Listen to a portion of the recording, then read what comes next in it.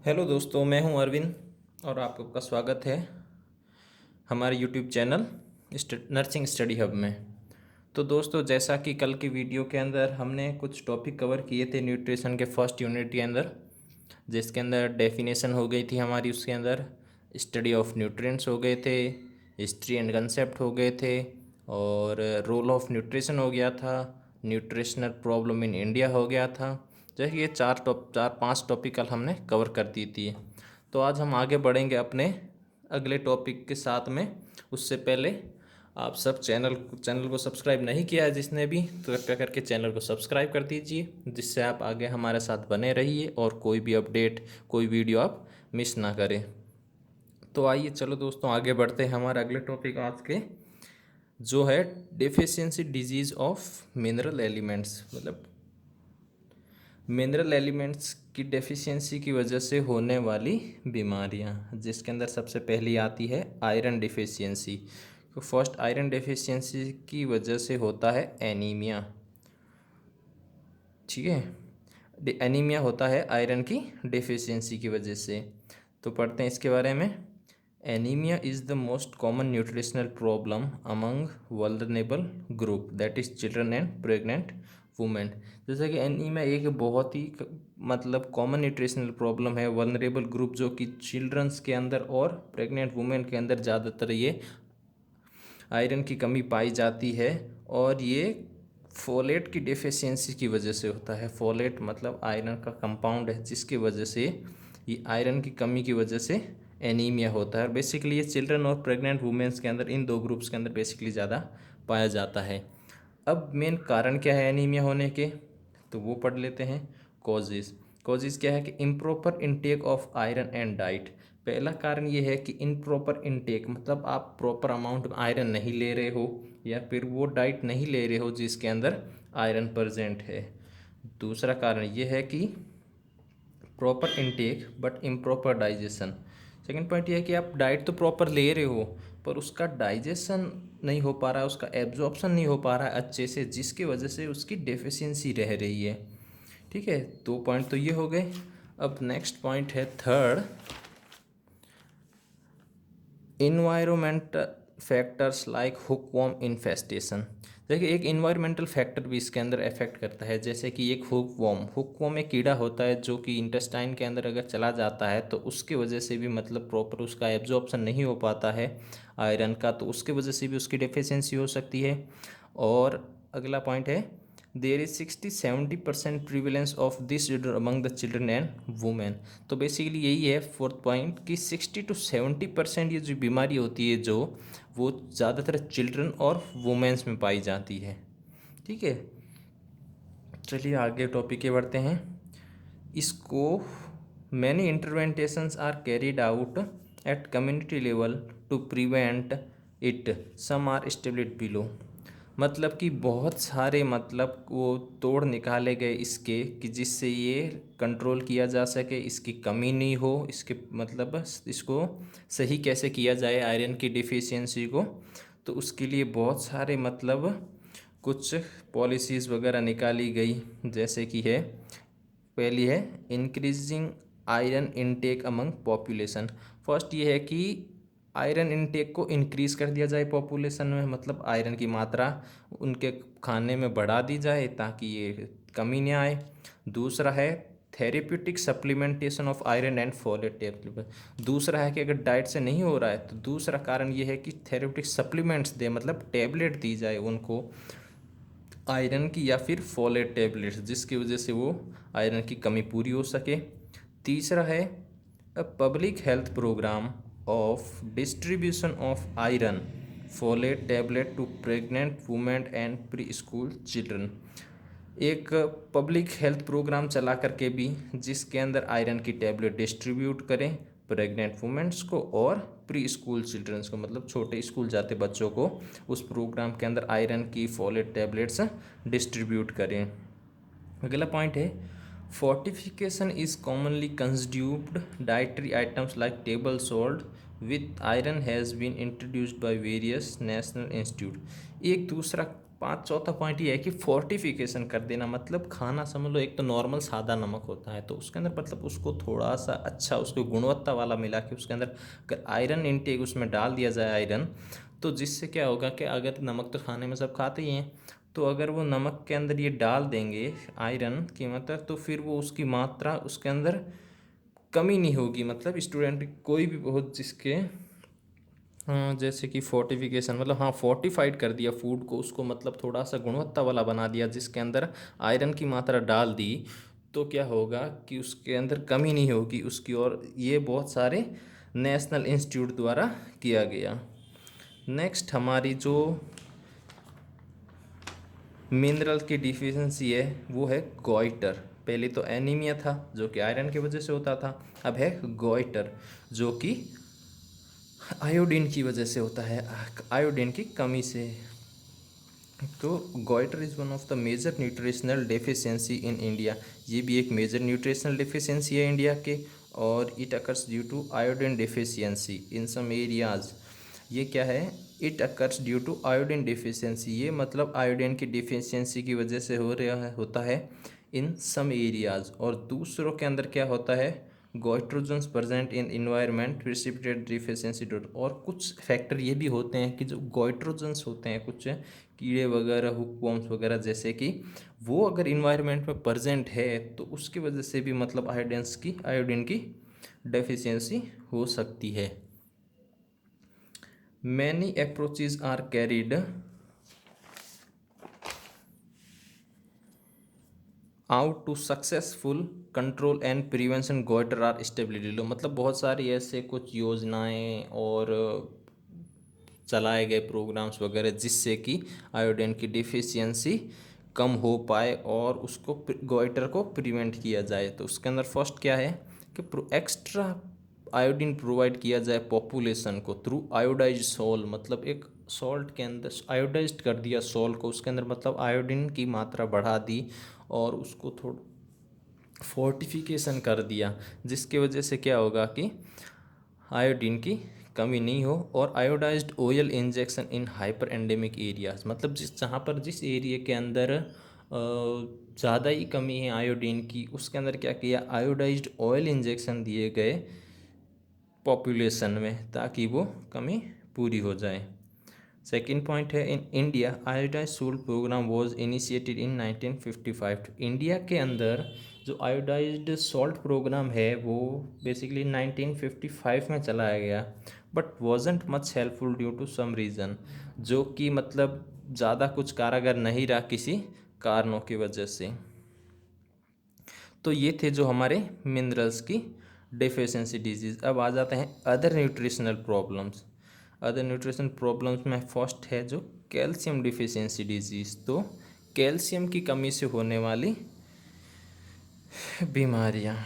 तो calcium is required for bone and tooth formation. जैसा कि सब पता है या फिर नहीं भी पता हो तो मैं बता दूं कि कैल्शियम बेसिकली क्या होता है कि बोन को अंदर प्रेजेंट होता है जो कि बोन को स्ट्रॉन्ग बनाता है, और टीथ में भी होता है जो कि दांत के फॉर्मेशन में हेल्प करता है। तो उनकी कमी की वजह से क्या होता है कि वीक बोन रह जाती है, कमज़ोर हड्डियां रह जाती है, मतलब उसका हड्डी के अंदर छेद भी रह जाते हैं जिसकी वजह से उसकी बोन टूटने की ज़्यादा संभावना होती है।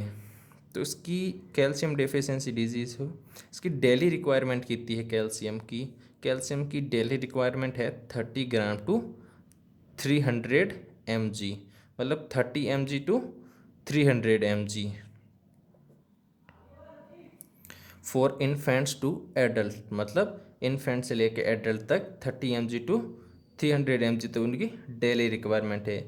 और इसके गुड सोर्सेज क्या क्या है, गुड सोर्सेज है कैल्शियम के, दूध हो गया, डेयरी प्रोडक्ट्स हो गए, और ग्रीन लीफी वेजिटेबल हो गए, सोयाबीन हो गया, ब्लैक ग्राम हो गया। और कैल्शियम की डेफिशिएंसी की वजह से क्या होता है, calcium deficiency lead to porous and weak bone. जैसा कि मैंने अभी बताया कि मतलब कैल्शियम की डेफिशिएंसी की वजह से क्या होता है कि पोरस मतलब छेद वाली हड्डियाँ, मतलब हड्डी के अंदर छेद, तो छोटे छोटे से छेद हो जाते हैं और हड्डियाँ कमज़ोर रह जाती है चिल्ड्रन के अंदर, leads to delayed growth and development. और छोटे बच्चों में क्या होता है कैल्शियम की कमी से उनका डेवलपमेंट प्रॉपरली नहीं हो पाता है और क्या होता है कि डिलेड ग्रोथ एंड डेवलपमेंट, उनकी अच्छे से ग्रोथ नहीं हो पाती है, और ग्रोथ होती है तो थोड़ी सी लेट होती है, और डेवलपमेंट भी अच्छे से नहीं हो पाता है। सेकंड आ जाते हैं हम अगले हमारे पॉइंट पे, सोडियम पे। Sodium is essential ion, sodium एक एसेंशियल आयन है in the extra cellular fluid, मतलब जो एक्स्ट्रा सेलुलर फ्लूइड होता है सेल के बाहर का फ्लूइड, उसके अंदर सोडियम एक एसेंशियल आयन होता है।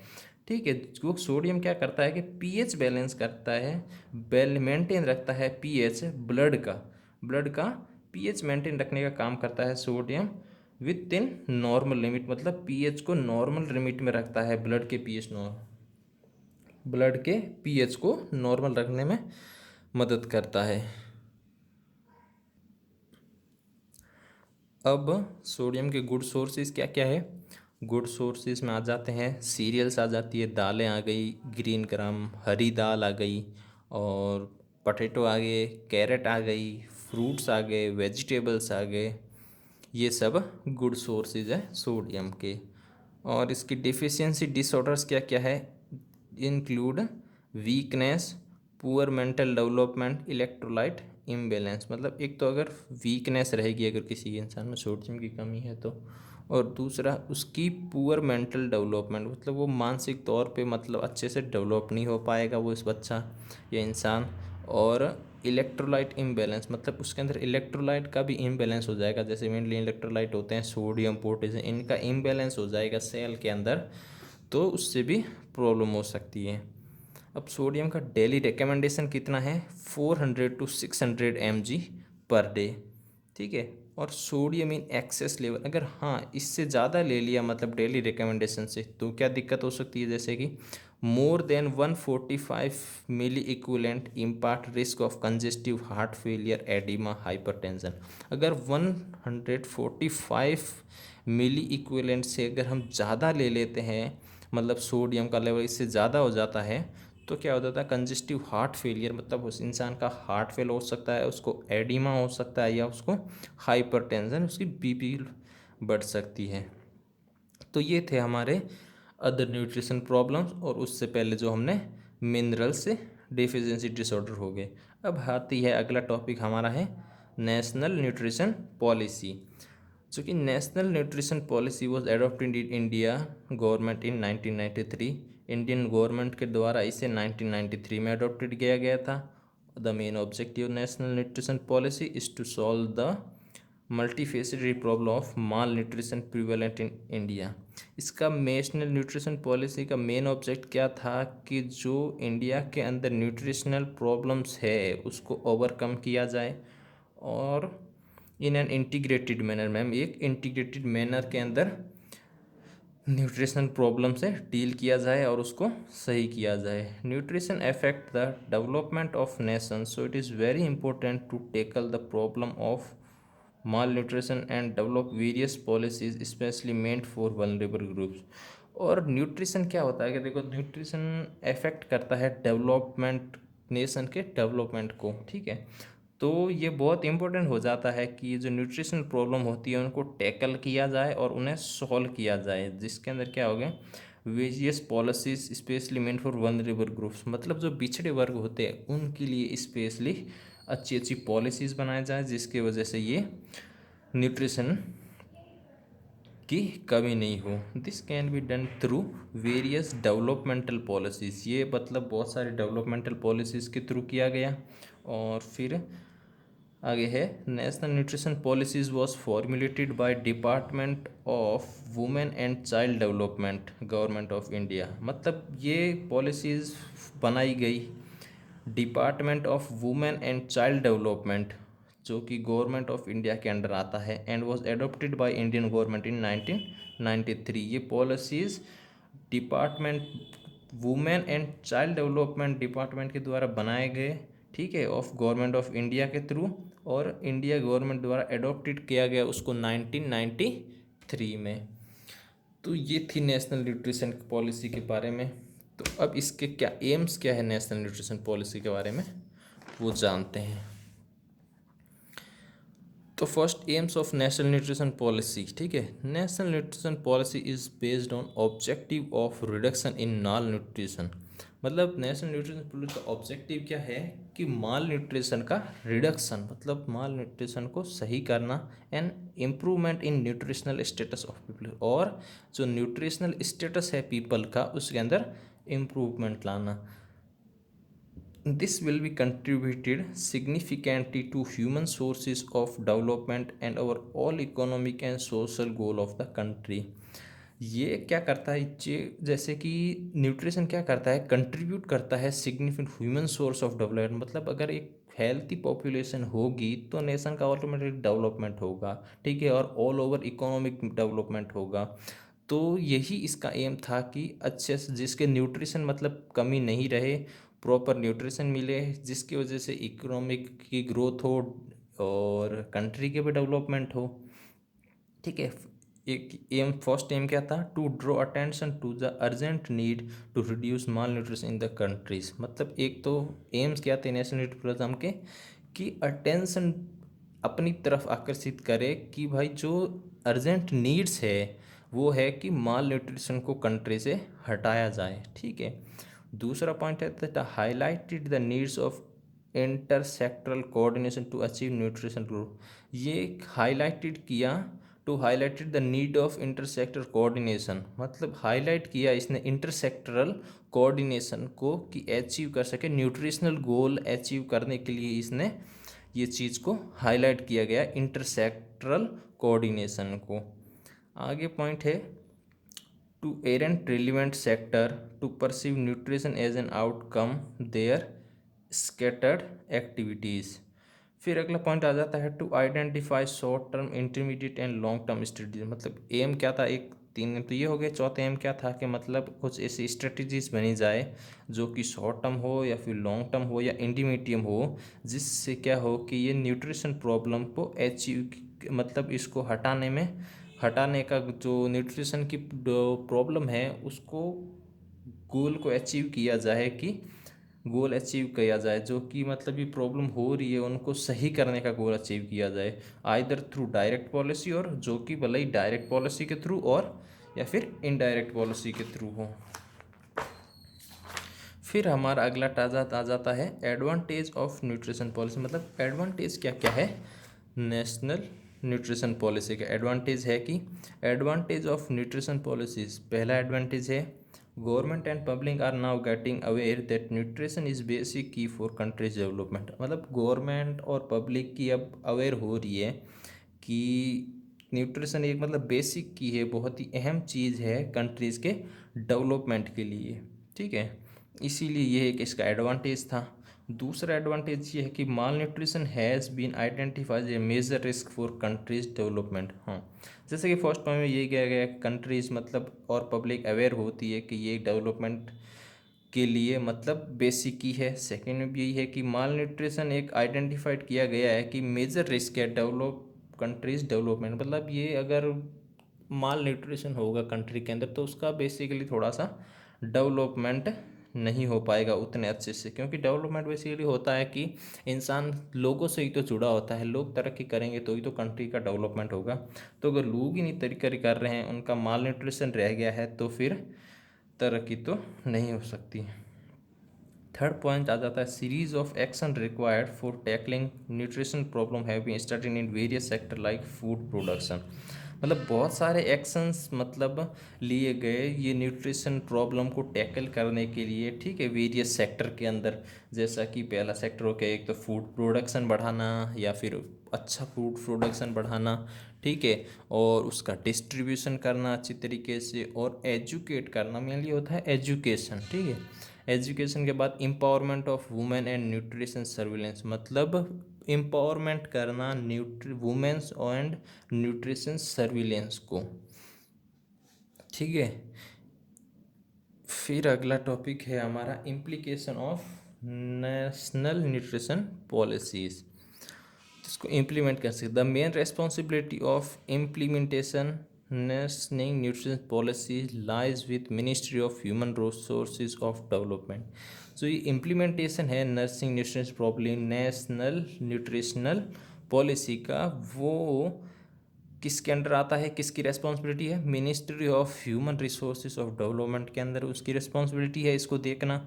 It's implication become multi sectoral approach at involve various department. इसका मतलब इम्प्लीमेंटेशन बिकम मल्टी सेक्टरल, मतलब इसका इम्प्लीमेंटेशन मल्टी सेक्टरल में होता है। जैसे कि इसके अंदर बहुत सारे डिपार्टमेंट इन्वॉल्व होते हैं, जैसे कि एग्रीकल्चर डिपार्टमेंट होता है, फूड और सिविल सप्लाईज इन्वॉल्व होते हैं, health and family welfare department include होता है, रूरल डेवलपमेंट इंक्लूड होता है, एजुकेशन एंड एनवायरनमेंट इंक्लूड होता है। तो ये सारे मल्टी सेक्टर्स है जो कि इसके अंदर आते हैं implementation of national nutrition policy के अंदर। अब नेशनल न्यूट्रिशन पॉलिसी हमारा ख़त्म हो गया है। अगला टॉपिक है हमारा factor affecting food and nutrition. तो factor affecting food and nutrition के अंदर ये कुछ फैक्टर्स है जो कि factors affecting food and nutrition का मतलब है कि कौन से ऐसे कारण हैं जिसकी वजह से फूड और न्यूट्रिशन अफेक्ट होते हैं। फर्स्ट है बेसल मेटाबॉलिक रेट, सेकंड आ जाता है स्पेसिफिक डायनेमिक एक्शन, थर्ड आ जाता है हॉट एंड कोल्ड फूड्स, फिर आ जाती है cooking practices, geographical location, food taboos, food fads, religious beliefs, customs and beliefs, physical activity, food production and distribution, climate and environment, age और physiological condition. Next है gender और surface area of body. तो इसके अंदर हम कुछ point को important को डिस्कस करेंगे। जैसे कि फर्स्ट है customs and belief. Food habits are among oldest and deeply seated effects of many culture. The food habits are associated with love, affection, self-image, and warmth. The family plays an important role in shaping food habits, which are passed from one generation to next. जैसे customs और belief मतलब अपनी अपनी मान्यताएं होती हैं ना कुछ। जैसे कि एक ओल्डेस्ट और डीपली सीटेड एस्पेक्ट है एनी कल्चर का, मतलब हर कल्चर का अपना अपना एक फूड होता है जो कि काफ़ी टाइम से चला आता है, जैसे जनरेशन टू जनरेशन। उसी की वजह से जैसे कि हिंदूज़ का अपना अलग होता है, मुस्लिम्स का अलग होता है, सिख्स का एक अपना फूड हैबिट होती है, ठीक है, खाना खाने का तरीका होता है, उनके फूड होता है अलग अलग पसंदीदा। तो वो जैसे जैसे मतलब जनरेशन टू जनरेशन चलता आता है, तो उसकी वजह से ये भी चीज़ें अफेक्ट करती है। जैसे कोई किसी चीज़ पर्टिकुलर फूड खाता है, कोई कोई अलग तरीका का खाना खाता है, तो यही सब क्या होता है कि फूड हैबिट्स एसोसिएटेड होती है love, affection, self image and warmth. मतलब अगर फैमिली में वो खाना खाते चल रहे तो उसके प्रति हमारा प्रेम होगा, उस वही हमें अच्छा लगेगा, बाकी दूसरा फालतू खाना अच्छा नहीं लगेगा। इसीलिए इसके अंदर यही है कस्टम्स और बिलीफ के अंदर, मतलब अपनी इच्छा अपने फैमिली के हिसाब से और अपने बिलीफ मतलब श्रद्धा के अनुसार। सेकंड आ जाता है religious beliefs. Our food habitat have deep relation with our religion. मतलब हम जिस रिलीजन में मतलब बिलोंग करते हैं उसका बहुत बड़ा मतलब रिलेशन होता है हमारा फूड के साथ में। People restrain from eating all those food which according to their religion are prohibited. मतलब बहुत सारे अलग अलग रिलीजन के अंदर क्या होता है कि कुछ कुछ खाना खाने की मनाही होती है, कुछ फूड की मनाही होती है तो कुछ फूड खाते हैं। वैसे ही अलग अलग रिलीजन में अलग अलग उनके मान्यताएं होते हैं which according to their religion, ठीक है। Are prohibited Muslim do not eat pork. मतलब जैसा कि मुस्लिम में मतलब कास्ट में ये ऐसा मानना है कि वो पोर्क नहीं खा सकते। पोर्क मतलब जो मांस होता है एक, वह नहीं खा सकते, ठीक है। Hindus restrain from consumption of non vegetarian food. और हिंदूज़ का ये मानना है कि हम नॉन वेज नहीं खाएंगे, ठीक है। तो ये आ जाता है रिलीजियस बिलीफ में। थर्ड पॉइंट है फूड फेड्स, ठीक है। Type of food which we consume is also ruled by our personal like and dislike. मतलब देखो जो फूड हम खाते हैं वो हमारी पसंद और नापसंद के अनुसार खाते हैं। जो हमें पसंद है वो खाते हैं और नहीं पसंद है वो नहीं खाते हैं। These are called food fad, उसे ही फूड फेड्स कहते हैं, ठीक है। दिस में some time play negative role in improved underline disease, जैसे कि मतलब हाँ ये एक कभी कभी क्या करता है कि नेगेटिव रोल प्ले करता है। जैसा कि मतलब किसी चीज़, किसी इंसान को कोई फ्रूट नहीं पसंद है, समझ लो किसी को हरी पत्तेदार सब्जियां नहीं पसंद, तो ये कहीं ना कहीं उसको एक नेगेटिव रोल प्ले करेगा कि हाँ उसके उससे डिफिशियंसी हो जाएगी उस चीज़ की, जिसकी वजह से प्रॉब्लम हो सकती है, डिजीज हो सकती है, तो ये कभी कभी नेगेटिव रोल प्ले करता है। फोर्थ पॉइंट है फूड टैबूज, ठीक है। इसके अंदर क्या है, there are some of food related superstitious prevalent in the society, food related superstitious prevalent in the society, मतलब कुछ कुछ फूड टैबूज होते हैं, मतलब कहीं कहीं का एक मान्यताएं होती है बहुत ज़्यादा अपनी अपनी सोसाइटी के अंदर फूड को रिलेटेड के, ठीक है, वही है फूड टेबूज। फिर आ जाता है हमारा नेक्स्ट